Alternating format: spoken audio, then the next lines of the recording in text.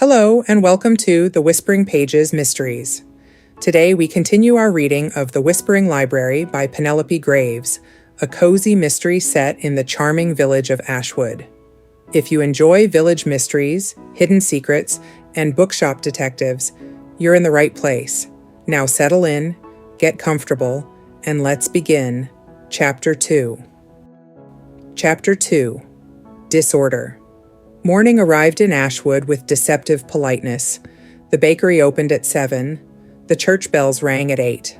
By 8:30, the high street carried the steady rhythm of delivery vans, prams, and brisk retirees in weather-appropriate tweed. Ellie arrived at Whispering Pages Book Nook at 8:45, balancing a takeaway coffee in one hand and a cloth bag of returned hardbacks in the other. She had slept, technically, but not well. The note had followed her into her dreams, not menacing, precisely, but persistent.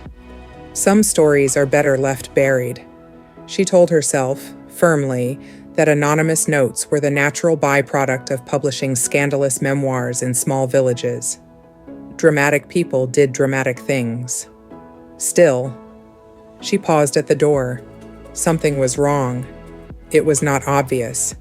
Not cinematic. No shattered glass, no splintered wood. But the brass handle sat at a slightly unfamiliar angle, as though it had been handled by someone without affection. Ellie set down her coffee. The lock turned too easily. Her stomach dropped with quiet efficiency. She pushed the door open slowly. The smell hit her first. Not smoke, not damp, but disturbance. Dust unsettled. Air displaced. The shop was not destroyed. It was searched. The front display table had been shifted. A stack of travel guides leaned at a precarious angle. One of the rolling ladders stood several feet from where it belonged, abandoned mid-purpose like an interrupted thought. Ellie stepped inside. Her pulse steadied into something sharper, observational. The till drawer was closed. The antique cabinet containing first editions remained locked. This was not theft for profit. Her gaze moved instinctively toward the front window. The pyramid of Thomas Lumley's memoir had collapsed, not scattered violently, just dismantled. The books lay open across the table, pages bent back, as though someone had been rifling through them with increasing impatience. Ellie crossed the room slowly. She touched one.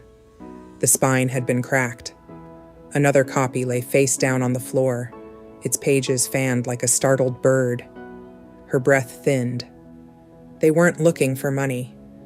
They were looking for something inside the books. The note. Her mind returned to the scrap she had tucked into her desk drawer the night before. Someone else knew it existed. The bell above the door jangled abruptly. Ellie turned, heart launching itself inappropriately toward her throat. It was only Sam. "Morning," he said brightly, then stopped mid-step. "Oh." He took in the room with widening eyes. "That's not seasonal rearranging, is it?" "No," Ellie said evenly. "It is not." Sam closed the door behind him and lowered his voice instinctively, as though the shelves themselves might be listening. "Was it like this when you left?" "No." "Did they take anything?" "I don't think so." They both looked toward the Lumley display.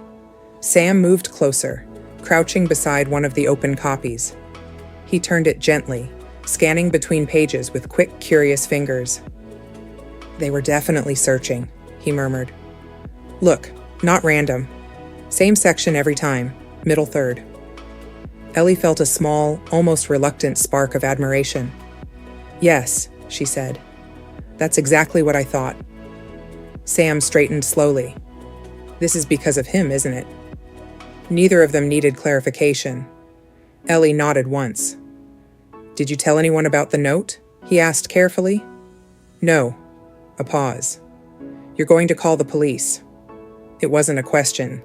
Ellie inhaled. Exhaled. "I am."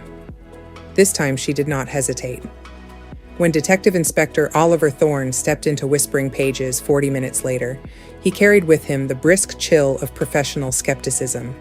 He removed his gloves with deliberate calm, surveying the shop with narrowed eyes. "No forced entry," he observed. "No." "You locked up properly?" "Yes." He glanced at her over the rim of a small notebook.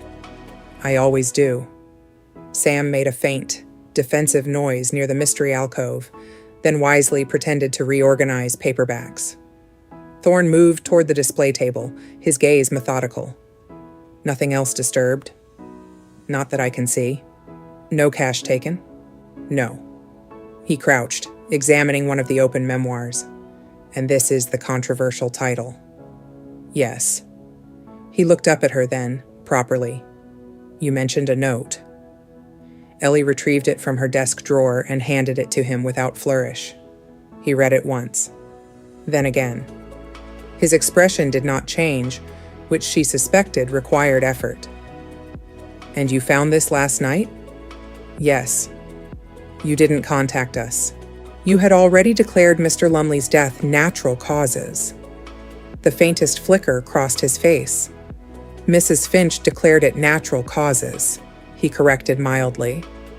"We are still awaiting confirmation." Ellie held his gaze. "And now?" He stood, slipping the note into an evidence sleeve. "Now," he said evenly, "I'm less inclined to assume coincidence." The air in the shop shifted.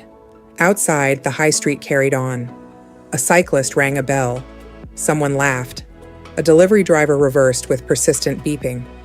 Inside Whispering Pages, the shelves seemed to lean inward slightly, attentive. Thorne walked slowly around the perimeter of the shop. "This wasn't vandalism," he said at last. "It was targeted." "Yes." "They were looking for something specific." "Yes." He paused at the window display. "And they didn't find it." Ellie felt that spark again. The dangerous one. The one that felt suspiciously like purpose. "No," she said quietly. "They didn't." He looked at her then. Not dismissive, not indulgent. Assessing. "Miss Davenport," he said, in a tone that suggested he was recalibrating something internally. "Until we determine otherwise, I suggest you exercise caution." "I always do." One corner of his mouth shifted, almost against his will. "That," he said, "remains to be seen." When he left, taking the note with him, the shop felt different. Not violated, activated. Sam exhaled dramatically. "Well," he said, "this is either terrible or thrilling." "It's neither," Ellie replied, though she wasn't entirely convinced.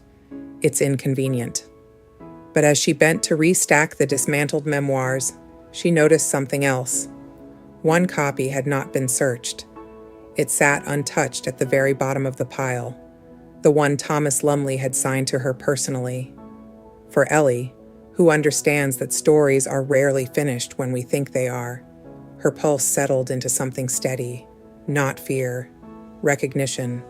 Somewhere in the village, someone believed a story should remain buried. Thanks for listening. Join me next time for Chapter 3.